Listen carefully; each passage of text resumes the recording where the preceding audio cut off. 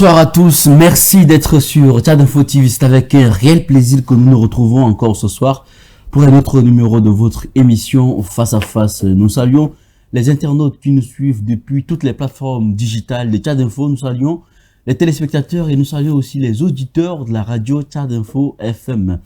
Au moins 40 morts. C'est un peu le bilan de l'attaque du groupe islamiste Boko Haram contre l'armée tchadienne. Nous présentons en tout cas nos sincères condoléances aux familles éplorées et aux frères d'armes de ces soldats-là qui sont tombés sur le champ d'honneur. Alors, nous sommes réunis autour de cette table justement pour parler de cette actualité, mais nous parlerons aussi des législatives autour, d'une certaine manière, autour de l'actualité de la semaine. Nous avons l'honneur de recevoir sur ce plateau avec nous Monsieur Hissène Abdoulaye. Vous êtes juriste, analyste politique et consultant indépendant. Bonsoir et merci d'être avec nous sur ce plateau. Oui, bonsoir.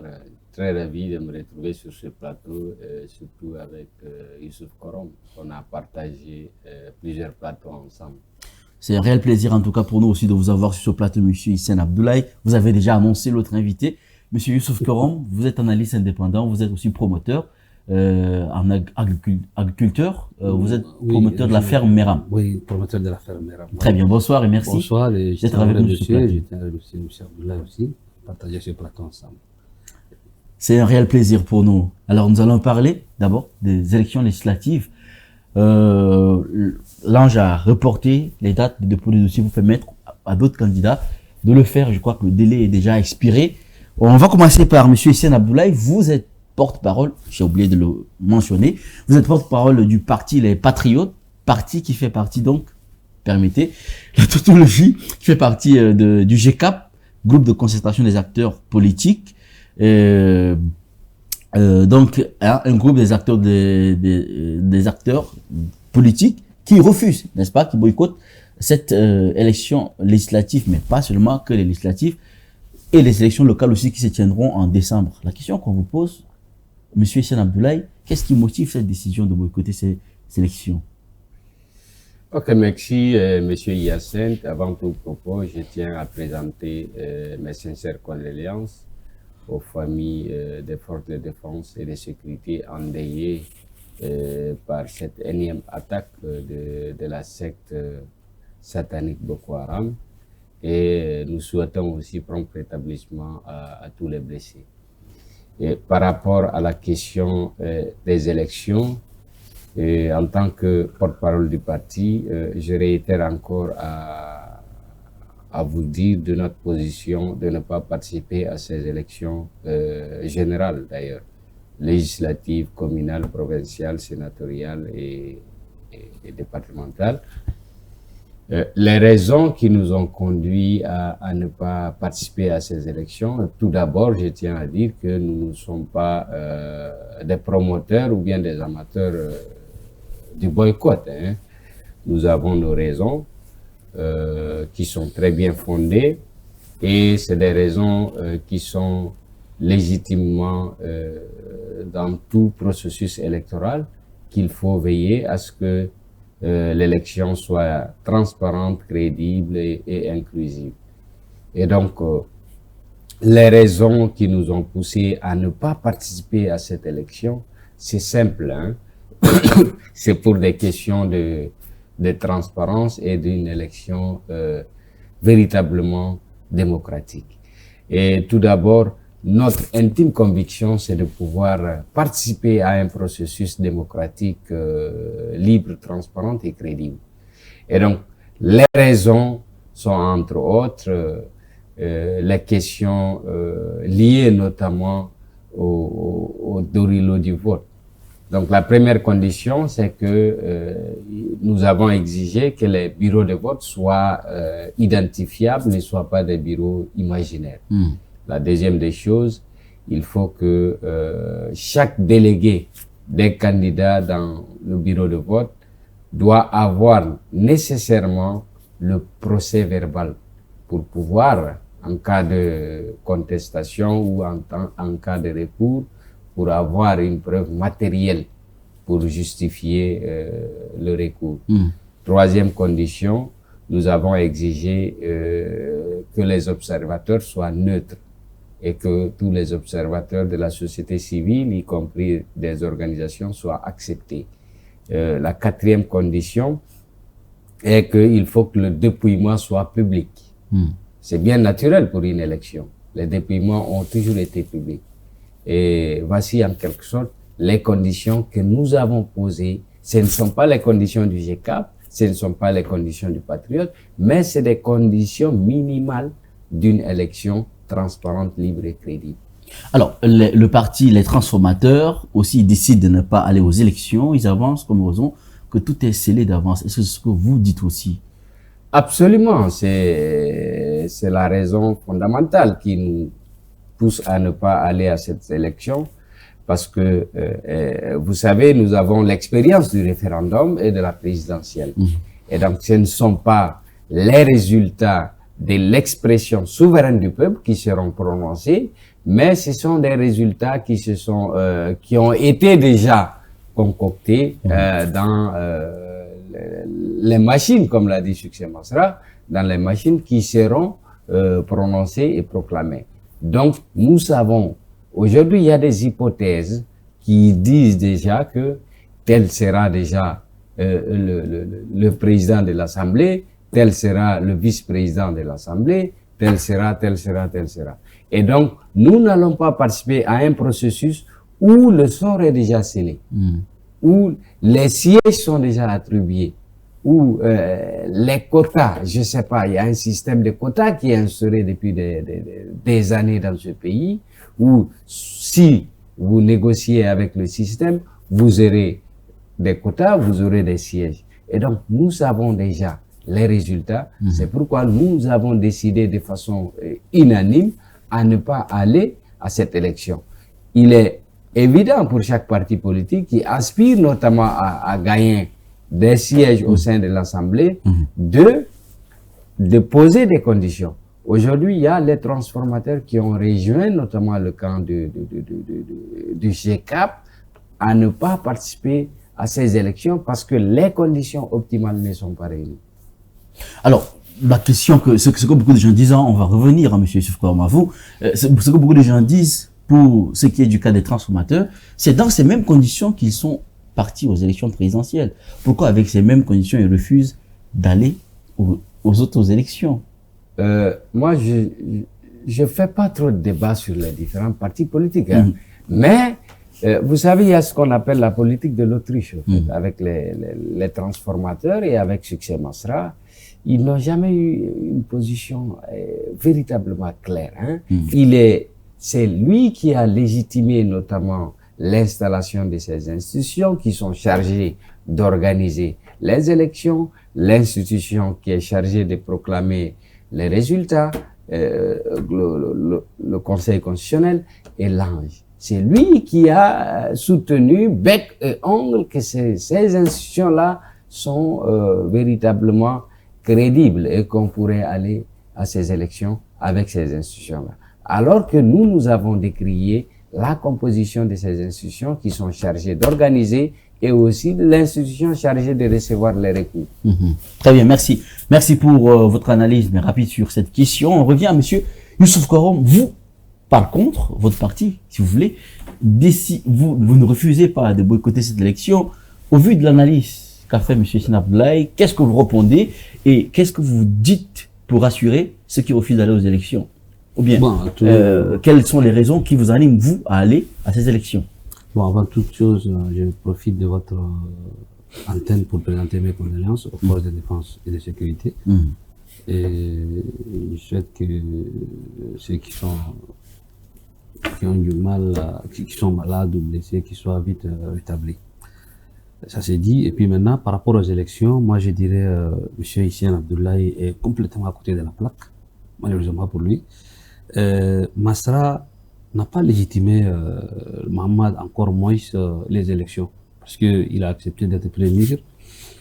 Avant, comment dirais-je, pendant le référendum, il n'a pas assisté, mais après il est revenu, il a accepté d'être Premier ministre. Personne ne l'a obligé, c'est un choix. Et pour les élections, lui, il dit que ces élections ne sont pas libres et transparentes. Moi, je veux lui rappeler quelque chose parce que en 2011, moi, j'étais dans l'UNDR et l'UNDR avait gagné 2 sièges à Haras-Bangui en 2011. Comment l'UNDR a gagné? Parce qu'ils sont allés aux élections pour gagner ça. Et lui, tout à l'heure, il dit on refuse que les partis politiques aient des délégués dans les bureaux de vote. Personne n'empêche qui que ce soit d'avoir un délégué dans un bureau de vote. Personne n'empêche. Et encore moins les procès-verbaux. Et encore moins le fait de faire le décompte en public. Personne n'empêche. Et c'est de cette manière que l'UNDR a gagné 2 sièges à Haras-Bangui en 2011, il y a 13 ans. Et nous savons, entre-temps, il n'y avait pas de réseau, il n'y avait pas comme aujourd'hui, l'Internet ou même le téléphone mobile ne s'est pas assez développé. Donc, moi, je crois que eux, ils s'attendent, ou je sais pas, ils sont des défaitistes. Ils savent qu'ils vont perdre ces élections parce que personne ne votera pour eux. C'est la raison pour laquelle ils refusent d'aller, ils refusent de boycotter. S'ils savent qu'ils peuvent gagner ces élections, ils vont aller. Mais il faut aller à une élection pour tenter ta chance. Parce que toi, tu peux pas rester chez toi et dire que bon voilà, tu cries au loup. Ça marche pas. Eux, ils disent que tout est scellé d'avance. Non, c'est pas scellé d'avance. C'est pas scellé d'avance. Ils peuvent avoir le délégué. Et leur délégué, par exemple, dans les grandes villes, ils peuvent supposons, dans des no man's land, peut-être il y aura des choses, mais dans les grandes villes, par exemple, en N'Djamena, il y a plus de 23 ou 24 députés, je sais pas.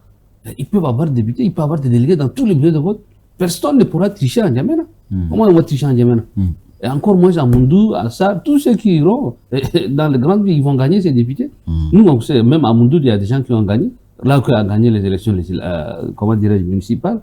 Donc, moi, je crois que eux, ils ont dans leur tête que bon, voilà, même si on part, on va perdre. Ils se sont préparés moralement à perdre les élections. Et c'est pour cette raison qu'ils ne veulent pas aller. Et la démocratie a été toujours comme ça. C'est un combat. Toi, tu peux pas dire que il faut que je gagne à 100% d'être sûr de gagner. D'abord, je vais aller. Non, c'est pas ça. Tu vas aller tenter ta chance. Maintenant, nous, par exemple, les militants du MPS, ceux qui sont candidats, c'est pas sûr qu'ils vont gagner, les 188. Beaucoup vont perdre. Beaucoup vont perdre ces élections. Mais ils vont aller. Ils ont présenté des candidats dans toutes les circonscriptions. Et ils pensent, vraiment, ces candidats pensent qu'ils vont gagner ces élections. Mais malheureusement, l'opposition c'est but et puis il dit que bon voilà, nous on va pas aller, si on part on va perdre.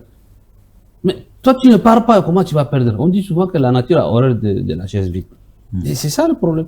Donc tout ce qu'il dit maintenant, il y a l'ange, le conseil constitutionnel, tout ça, ils sont là. Mais quand vous partez à une élection, c'est pas une élection présidentielle, c'est une élection législative, il y a les élections locales et provinciales. Et donc toutes ces élections, ils peuvent gagner des sièges. Alors, réplique de Hissène Abdoulaye, si vous avez quelque chose à ajouter sur ce qu'il a dit, vous avez à répondre, allez-y. Et c'est bien naturel hein, pour un militant du MPS à réagir ainsi.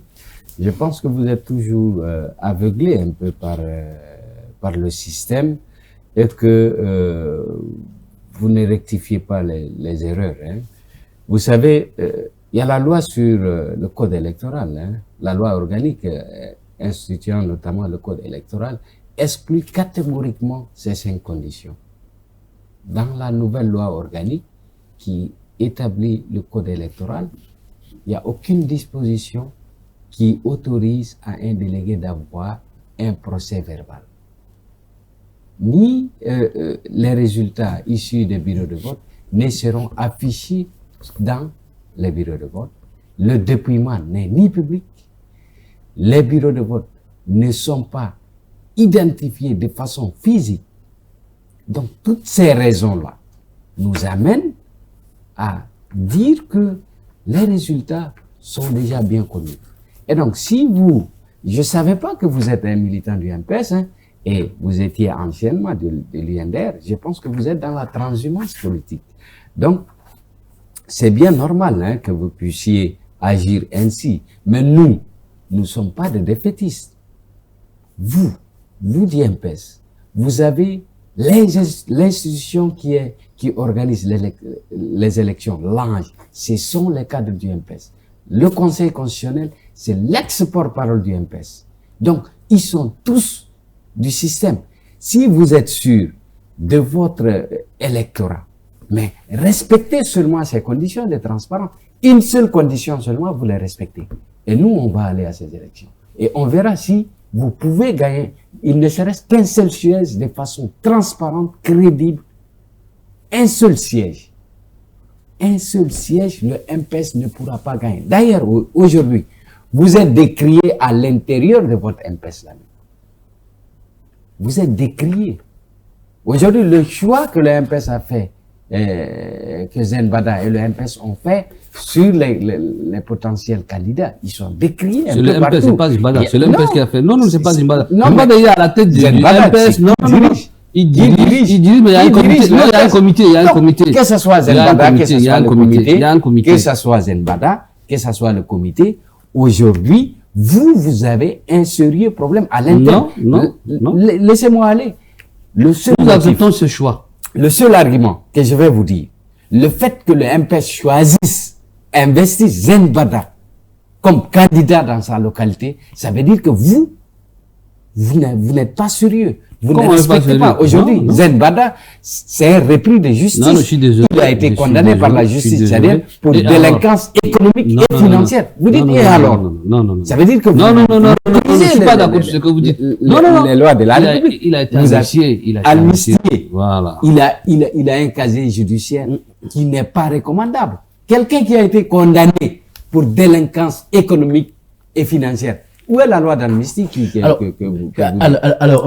dites que vous n'êtes pas des amateurs du boycott, mais on remarque, vous avez boycotté les élections présidentielles, vous boycottez encore les élections générales qui vont se tenir vers la fin de l'année. La question qu'on pose, à qui profite ce boycott-là? Vous ne pensez pas que vous favorisez ceux d'en face?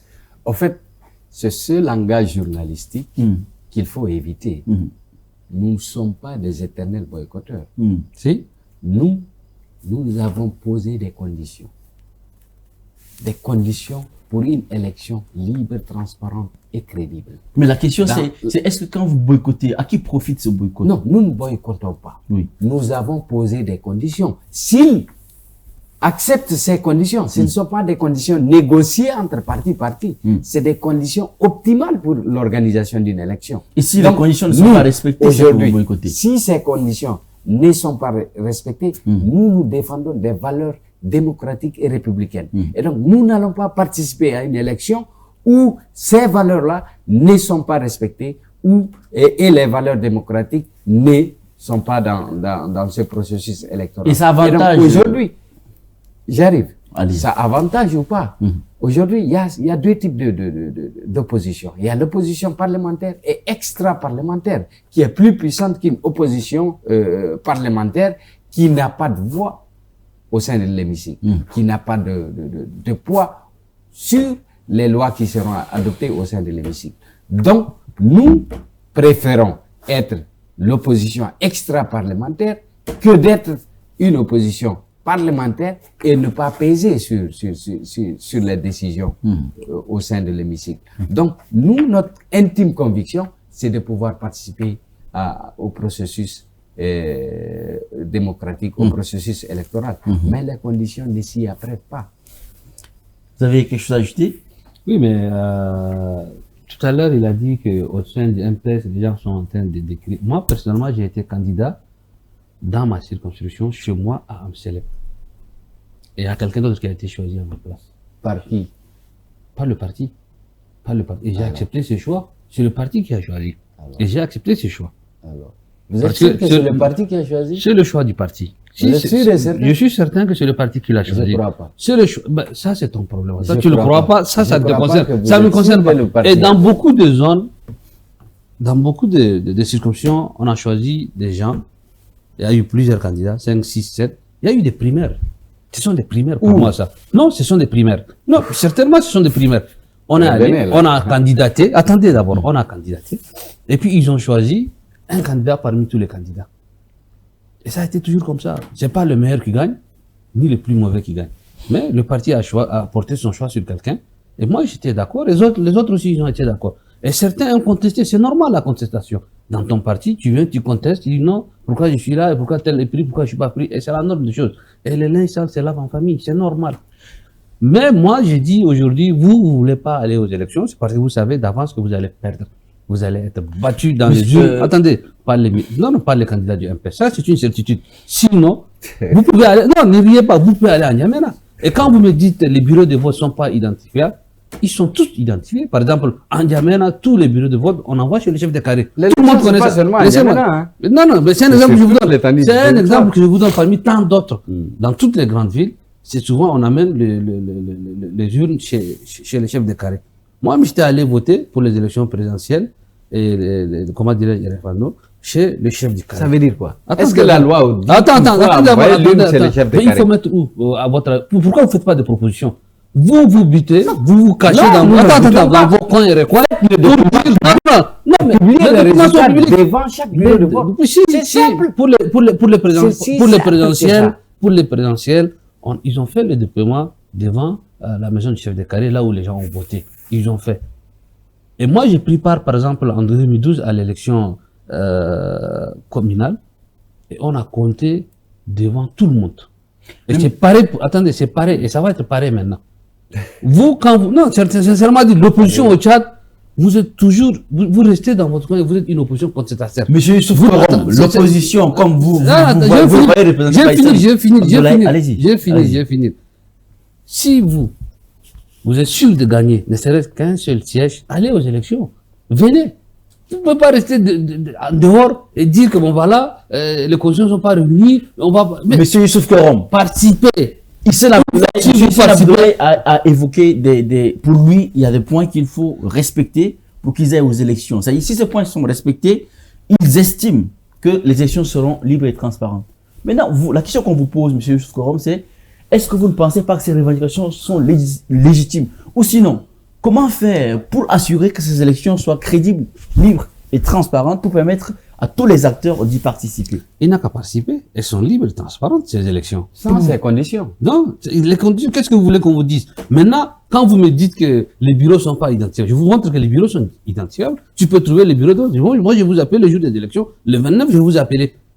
Et tous les bureaux sont en N'Djamena. Je donne un exemple en N'Djamena. Même ailleurs, c'est pareil. Mais en dehors de N'Djamena, quand on va au nord ou même dans le centre, il y a des zones où on envoie les bureaux de vote chez les chefs de canton. Et il faut envoyer vos délégués. Qui vous empêche d'envoyer vos délégués? Personne. Parce que vous ne voulez pas aller, vous créez des histoires.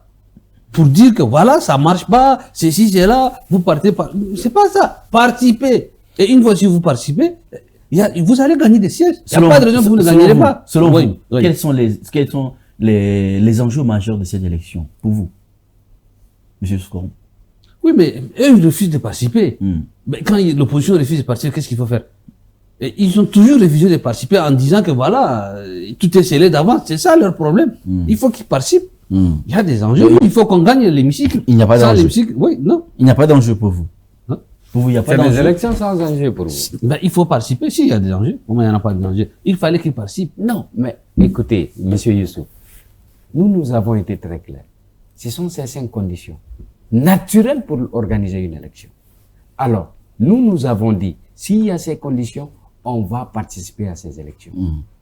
Et vous, qu'est-ce que vous avez dit? Niet. Non. Ah, absolument. Non. À date, qu'est-ce qui a été proposé? Est-ce que la loi sur le code électoral a été revue? Pas du tout.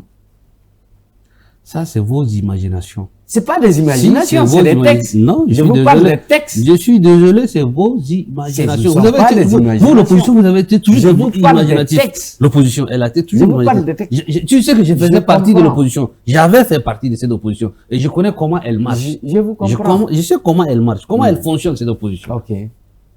Vous Dites-moi créez toujours des comment histoires. ça fonctionne. Non, vous créez toujours des choses pour ne pas participer Nous aux ne élections. créons pas. Si, vous inventez C'est ça, des conditions des qui histoires sont à là. dormir debout. Non, sincèrement C'est ça, dit, les conditions. sincèrement dit, hein. Mais il fallait Regardez. participer. Quand je vous ai donné Regardez. l'exemple de Haras Manguera, il y avait quoi? Regardez. Attends, au temps de début père, à Haras Manguera, l'UNDR a gagné 2 sièges.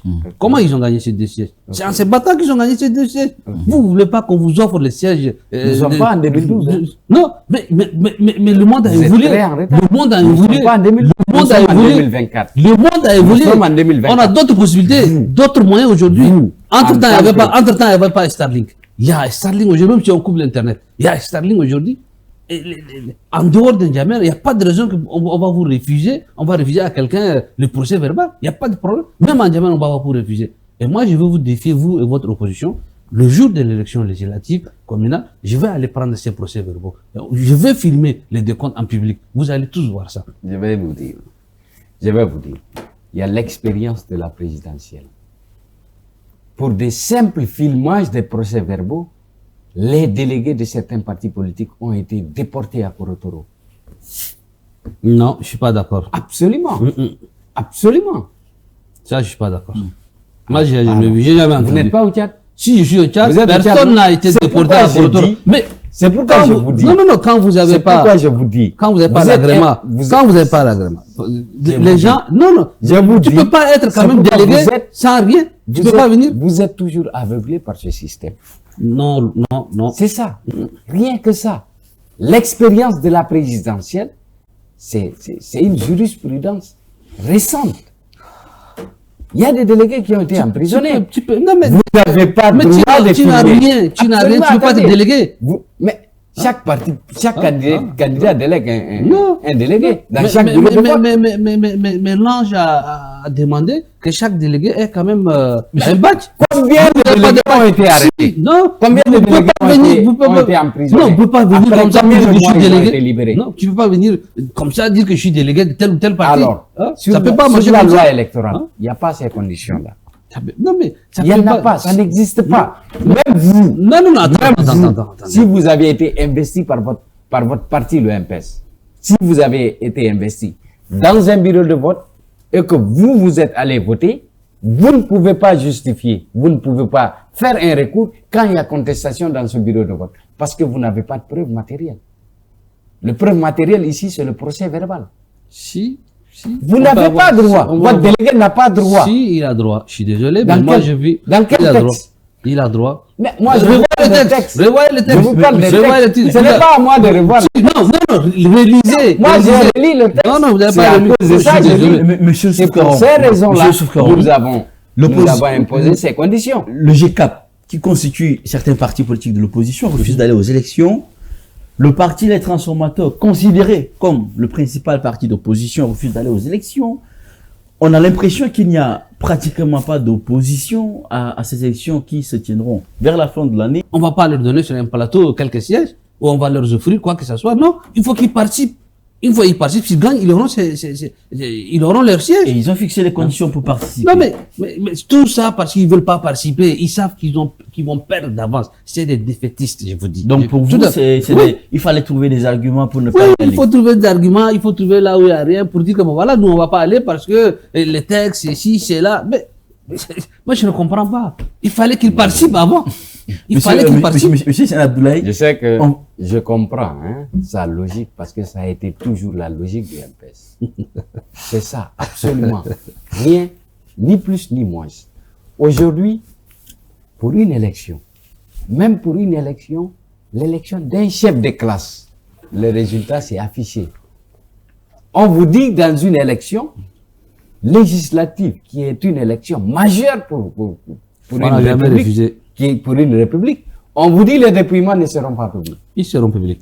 Mais dans les textes, il n'y en a pas. Vous voulez aller au-delà des textes? Réalisez les textes. Non, vous voulez aller au-delà des textes. Vous avez mal lu. Non, réalisez les textes. Alors, dites-moi, c'est dans quelle disposition du code électoral qui prévoit le déploiement? Vous savez d'avance que vous allez perdre ces élections. Donc, vous ne voulez pas participer. Non, si. Tous les partis. Non, si.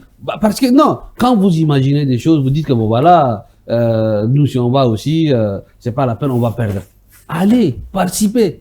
Nous n'avons pas peur d'aller. Si, vous avez peur. Réunissez les conditions pour une élection. Vous avez peur de perdre cette élection. Réunissez les conditions. Et l'MPS ne va pas gagner tous les 188 députés. Moi, je vous dis un truc, là. Nous, on ne va pas gagner tous les 188 députés.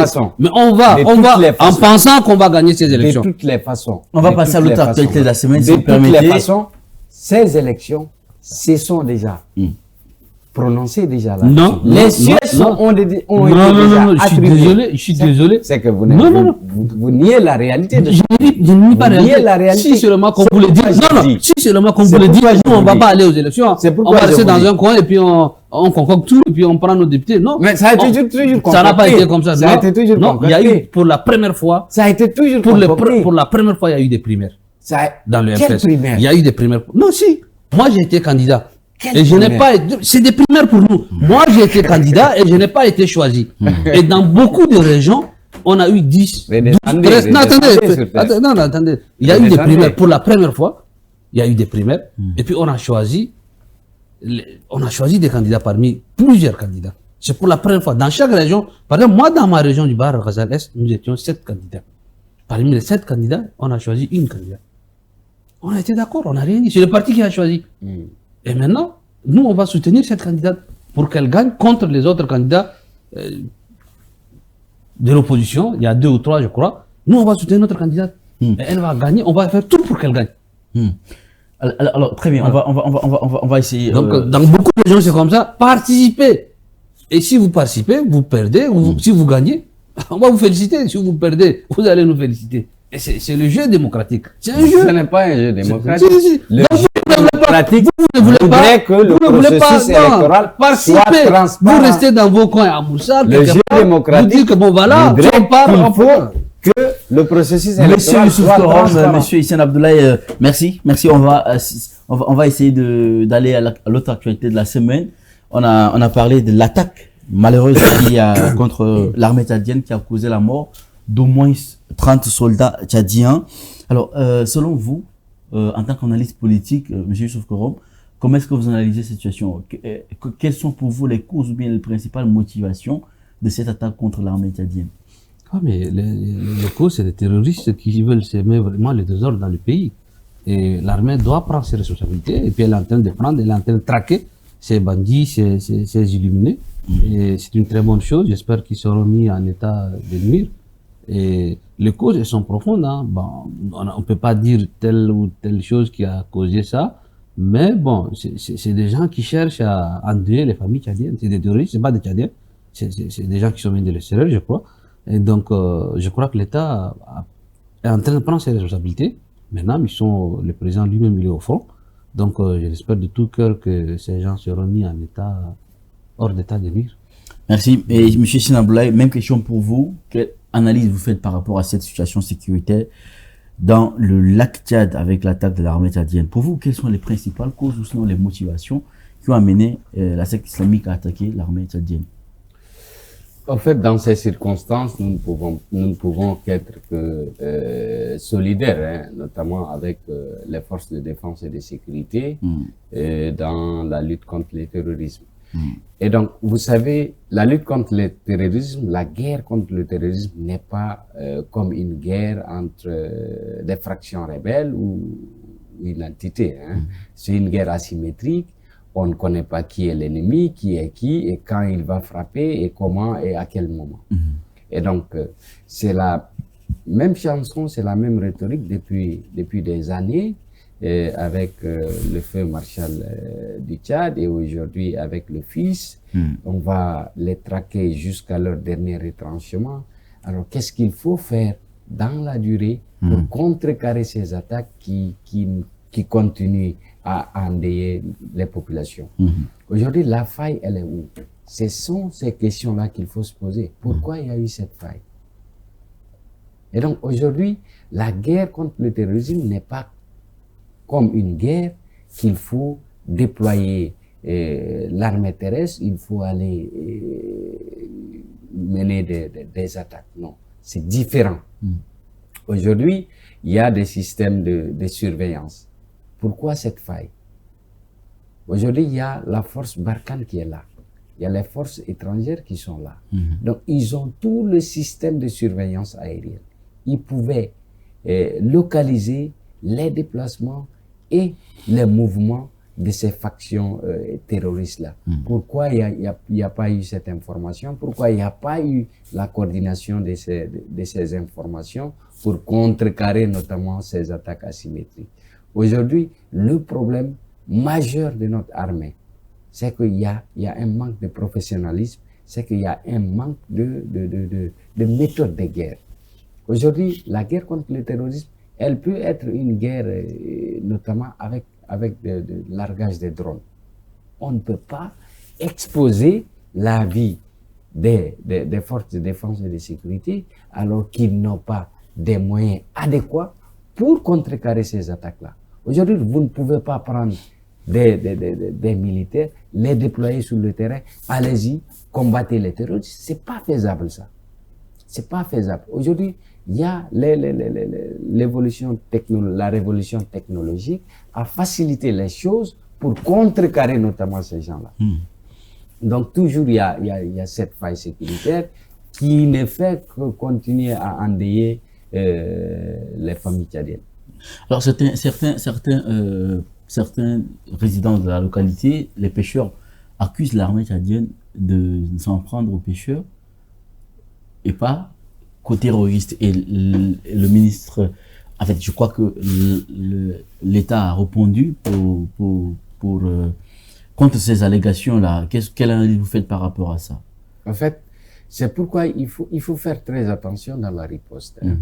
Il faut identifier véritablement les terroristes pour larguer ces attaques avec des drones ou bien avec des missiles et autres, avec de l'artillerie lourde. Parce qu'il est bien vrai, dans la zone du lac, il y a plus de 300 quelques îles où les terroristes habitent là-dessus, les populations habitent, les pêcheurs et les autochtones de la localité y habitent aussi. Donc il faut faire très attention dans la riposte, dans la représailles. Aujourd'hui, c'est justement à la frontière du Nigeria que l'État tchadien a largué notamment ses drones ou bien ses missiles pour bombarder notamment les positions des terroristes. Donc il faut faire attention pour ne pas que les dommages soient collatéraux. Et donc, sur la coordination des renseignements, en fait, dans cette zone-là, il faut absolument et nécessairement coopérer avec ces trois États-là, le Nigeria, le Niger et le Cameroun, avant de lancer une poursuite contre les terroristes dans un autre État. Et donc, ça peut créer des ennuis diplomatiques, des ennuis politiques entre ces États-là. Donc, il faut faire très attention dans la riposte. Il faut que la riposte soit proportionnelle à l'attaque. Merci. Est-ce que vous pensez que l'opération Askani pourra permettre de mettre hors d'état de nuire les terroristes de la secte? Ça, c'est sûr. Ça, c'est sûr. Ça a déjà commencé. Et ils seront traqués jusqu'à dans leur dernier retranchement, ce qui est sûr, et puis ils seront mis hors d'état de nuire, ça c'est une certitude. Parce que on a quand même l'une des plus puissantes armées d'Afrique parmi, et il n'y a pas de doute dans ça. Et quelle analyse vous faites par rapport aux accusations d'assimilation des terroristes aux pêcheurs? Oui, mais ça, dans une guerre, il y a toujours des dommages collatéraux. C'est partout, c'est comme ça. C'est triste que des pêcheurs soient bombardés. Ce n'est le choix des personnes, mais bon, souvent on arrive à confondre des pêcheurs avec des terroristes. Ça peut arriver dans des bombardements. Même les grands pays comme les États-Unis font ce genre de bavures. Ça arrive à tout le monde. 72 heures données à Dila Lucienne pour quitter l'Inde, l'ambassadeur du Tchad en Inde, de quitter l'Inde. Quelle analyse faites par rapport à cette actualité? Sincèrement dit, je viens de l'avoir l'information ici et je n'ai rien compris. Sincèrement dit, si vous avez la réponse, vous pouvez me donner, mais moi je n'ai rien compris. C'est pas pour qu'on lui donne 72 heures pour quitter l'Inde. Et pourtant, elle a été relevée de ses fonctions il y a 2 ou 3 mois, je me rappelle, dans les 2 ou 3 mois, je crois, et je n'ai rien compris. Je n'ai rien compris. Je ne peux pas avoir de réponse pour ça. Merci. Merci, M. Youssouf Korom. On repose la même question aussi à M. Yassine Abdoulaye. 72 heures données à l'ambassadeur du Tchad en Inde de quitter le pays, Madame Dila Lucienne. Votre analyse sur cette actualité? Ok, avant de revenir sur cette question, je vais revenir juste sur deux mots sur la question précédente. Lors de ces attaques, il y a eu des morts. Il y a eu des Tchadiens qui sont morts, il y a les forces de défense et de sécurité qui sont tombées.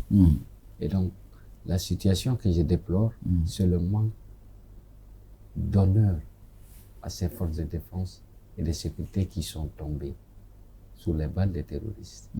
Et donc, ils ont été enterrés dans des fosses communes. En principe, on devrait leur rendre hommage. Face à quoi, avec cette attaque, ils devraient recevoir les honneurs des forces de défense et de sécurité, les honneurs du peuple tchadien et de la République, en principe. mais c'est ce manque de considération, ce manque d'honneur envers les agents des forces de défense et de sécurité qui sont tombés. C'est une insulte envers les familles de ces victimes. Et donc, il faut revoir cette situation pour ne pas que les familles de ces victimes-là soient encore beaucoup plus désespérées et tristes dans ce genre de situation. Et donc, par rapport à la question sur l'ambassadrice, je suis aussi comme Youssouf Korom, j'ai pas assez d'informations sur ce sujet. Peut-être on va essayer de chercher la prochaine fois pour en documenter. Très bien, merci. Merci, monsieur Hissène Abdoulaye. On est déjà à la fin de cette émission. Pendant que vous avez la parole, on vous laisse le temps de dire votre mot de fin avant qu'on clôture. Ok, moi, mon mot de fin, c'est toujours sur ces élections. Je vais revenir une fois de plus. Il faut que les gens comprennent, vos auditeurs, le peuple tchadien comprenne. Il faut que aussi monsieur Youssouf Korom en face de moi, qui est un militant du MPS, comprend que nous ne sommes pas des amoureux du boycott. Nous ne sommes pas des amoureux de la chaise vide. Nous voulons participer. Mais il faut que les gens nous comprennent. Dans ces conditions-là, ces élections législatives, communales, provinciales ne seront jamais libres, transparentes et crédibles. Et donc, les résultats qui seront proclamés après le vote ne seront pas les résultats qui ont été exprimés par les populations au niveau local, mais des résultats d'un clic, d'un système et de quelques individus pour pouvoir avoir une majorité au sein de l'Assemblée et faire tout ce qu'ils veulent contre les intérêts de la République, contre les intérêts du peuple tchadien. Merci, monsieur Hissène Abdoulaye. On redonne la parole aussi à monsieur Youssouf Korom pour dire votre... Je vais lui répondre sur 2 points. Le premier point, il a dit que nos forces de défense nationale ont été enterrées dans des fosses communes. Là, je suis pas d'accord parce qu'on a un cimetière des martyrs à Farsha, qu'on enterre souvent tous nos héros. Donc, il faut qu'ils se renseignent. À l'attaque qui ont été enterrés dans des fosses communes. Non, ça, je suis pas d'accord avec vous. Mais c'était public. Non. Vous voulez encore nier ça? Non, je suis pas d'accord avec vous. Ça, ils seront enterrés à Farsha. Donc ça, vous êtes trompé. Non, je ne suis pas trompé. Non. Bah, vous êtes trompé. Ils seront enterrés à Farsha. C'était même sorti à la télé. Ils seront honorés. Ça, ils seront honorés. C'est la télé qui a fait sortir le second problème, il me parle des élections, que ces élections sont pas légitimes, que nous on va. Ben, ils savent qu'ils vont perdre d'avance. Parce qu'ils n'ont rien fait. On ne participe pas maintenant. Ils n'ont rien fait.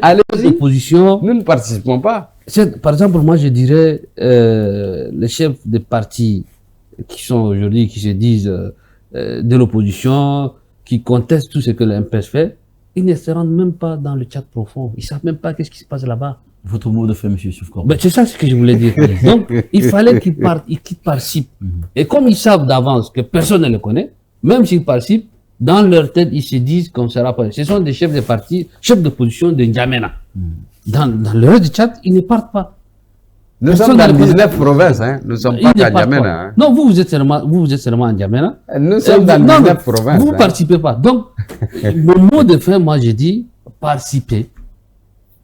Peut-être cette fois-ci, vous allez perdre, mais vous gagnerez une autre fois. Mais en participant, il y a des chances que vous gagnerez des sièges. Il y a 188 sièges. Le MP n'est pas sûr de gagner ces 188 sièges. Ils vont gagner parce que, bien que le MP est partout, on présente des candidats dans toutes les circonscriptions, mais on ne va pas tout gagner. Donc, moi, je demande à l'opposition de venir, de participer et au lieu d'imaginer des choses dans leur coin et leur coin, participer. Et vous verrez. C'est ça mon dernier, je leur demande de participer. Merci monsieur Youssouf Korom. Je rappelle que vous êtes Youssouf Korom, vous êtes analyste politique, vous êtes agriculteur promoteur de la ferme Meram. Merci d'avoir accepté. Merci de m'avoir invité. Merci de m'avoir invité et je tiens à remercier à tous vos téléspectateurs. Et merci beaucoup. Merci monsieur Youssouf Korom. Merci aussi à monsieur Hissène Abdoulaye. Vous êtes analyste politique, consultant indépendant, par ailleurs porte-parole aussi du parti Les Patriotes. Merci d'avoir accepté de venir et de répondre à nos questions. Merci. Merci aux téléspectateurs, merci aux auditeurs, merci aux internautes de Tchad Info. Nous sommes arrivés à la fin de ce débat qui s'est tenu autour de l'actualité de la semaine. Nous vous remercions de nous avoir suivis. On vous donne rendez-vous très prochainement pour un autre numéro de votre émission Face à Face. D'ici là, Portez-vous bien et très bonne suite de programme sur Chad Info TV.